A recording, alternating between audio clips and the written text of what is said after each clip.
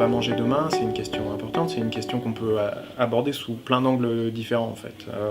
Elle interroge à la fois les sciences de l'aliment, la sociologie, les neurosciences, le marketing, les sciences du consommateur. Le message qu'on veut faire passer, c'est que, en effet, il va de toute façon y avoir des mutations dans le régime alimentaire.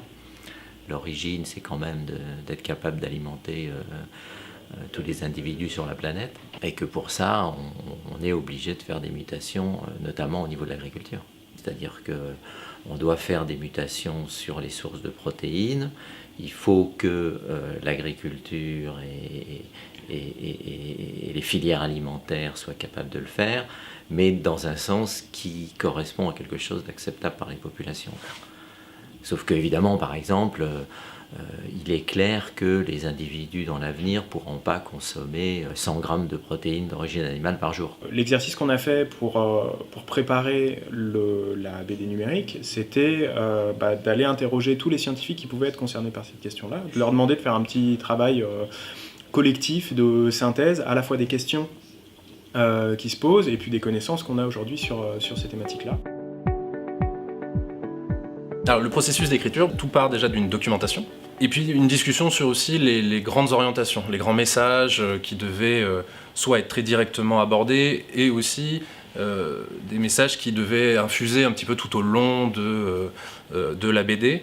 Et après, il y a tout ce qui relève de la psychologie des personnages eux-mêmes. Et je pense que c'est là-dessus qu'on a finalement le plus travaillé, où il y a eu le plus de retours. À part les données scientifiques elles-mêmes, c'était aussi, il faut que l'évolution des 4 personnages soit crédible, il faut qu'ils évoluent vraiment, comme on évolue vraiment au cours d'une vie, et en même temps, il faut qu'on les reconnaisse tout le temps. Donc c'est une BD qui comportera 30 épisodes, un épisode sortira chaque jour, pendant 1 mois. Donc comme on s'adresse aux consommateurs, on a voulu vraiment que les personnes se projettent par l'histoire. Donc en fait, on suit 4 personnages qui ont 25 ans au début de l'histoire. Comme disait Aurélie, il y a 30 épisodes et en fait, chaque épisode, c'est une nouvelle année passée pour eux.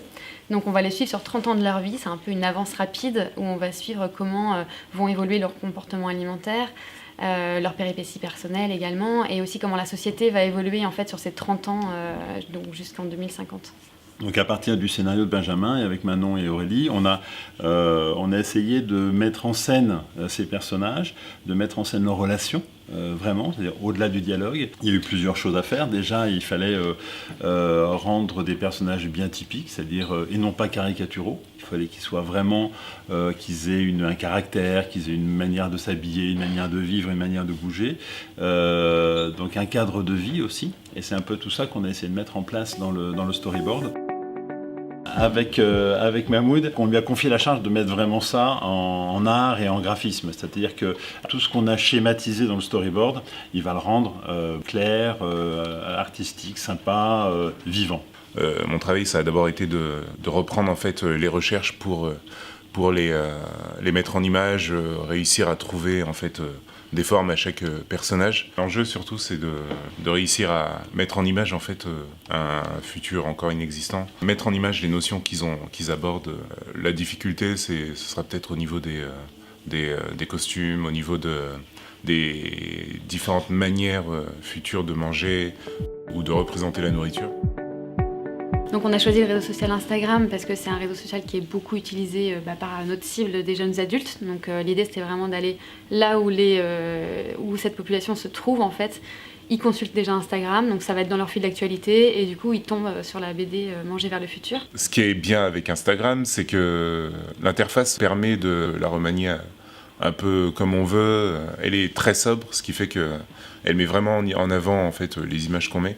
Le plus par rapport à la BD papier, c'est qu'on peut aussi y ajouter des images animées.